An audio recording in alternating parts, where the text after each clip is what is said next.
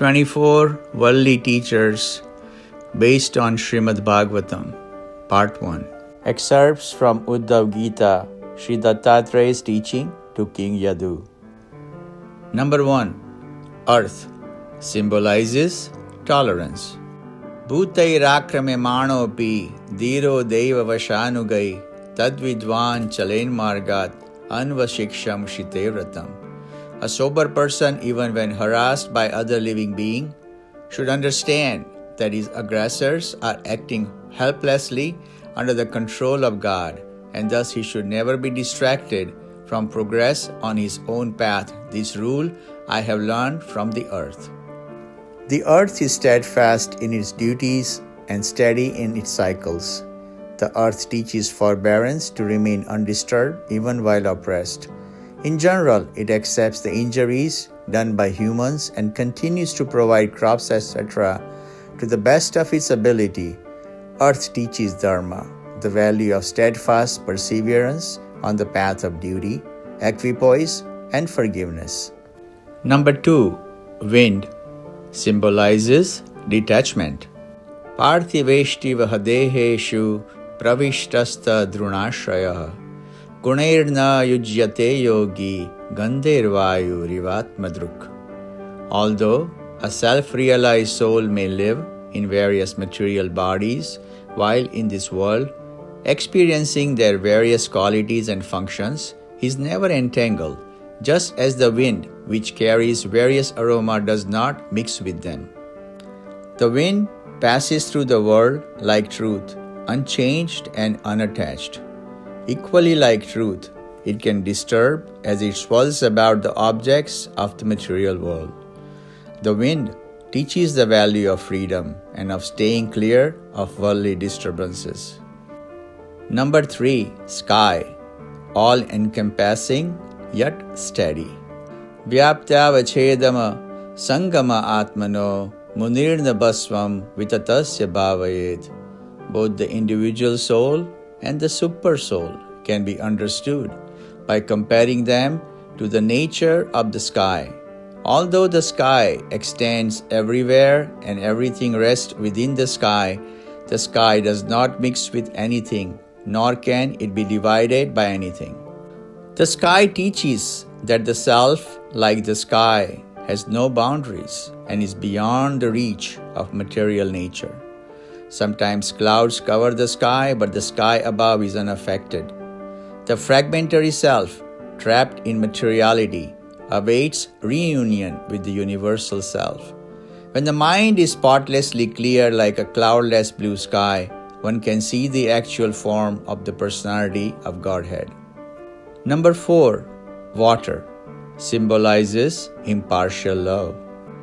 Swachha prakrutitah snigno madhuryas tirtha burunanam muni punatyapam mitram iksho pasparsha kirtanai. Like water, a divine being is free from all contamination, gentle by nature, and creates a beautiful vibration by his speech. Like water, by seeing, touching, or hearing such a saintly person, the living entity is purified. Thus, a righteous person, just like a holy place, purifies beings. The water serves all without pride and purifies those who bathe. They preserve and give life. Just as pure water is transparent, a saintly person transparently manifests the personality of Godhead. Pure and holy people are like the sacred river, which purifies by sight, contact, and praise. The lesson is that the purification comes from the association with purity. 5. Fire signifies austerity. Swamayaya shushtamidam satsa lakshanam vibhu pravishtaririyate tatsat rupog agni rivaidasi. Just as fire manifests differently in pieces of wood of different sizes and qualities, the omnipotent Supreme Soul, having entered the bodies of higher and lower life forms created by his own potencies, appears to assume the identity of each. Fire burns bright, cannot be suppressed by others. It consumes everything and yet does not get dirty when it comes into contact with other dirty things. The divine being's glory, like the fire, is made brighter by austerity, knowledge, and practices. The fire, although shapeless, assumes the shape of the firewood through which it reveals itself. Whoever touches the fire becomes like itself.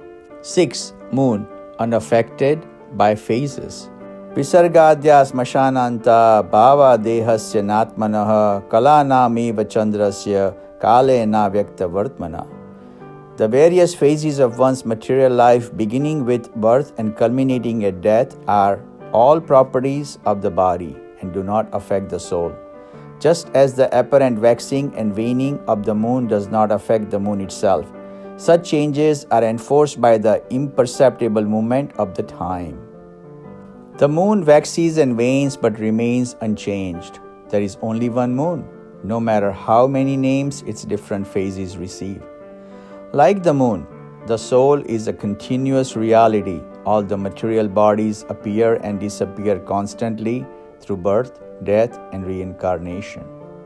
Number 7. Sun. Think for others. Gunai gunana padate yathakalam vimuchyati nateshu yujjate yogi gobirgaiva gopati. Just as the sun evaporates large quantity of water by its potent rays and later returns the water to the earth in the form of rain, similarly, a divine person accepts material objects with his material senses, and at the appropriate time, when the proper person has approached him to request them, he returns such material objects. The sun is reflected in a million puddles, but it is the same sun. Equally, the spirit seems to be contained within different bodies, but is the same in all. One self is but a fragment of the greater self. The sun drives the entire biosphere, releasing its gift to the needy at the proper time without personal gain.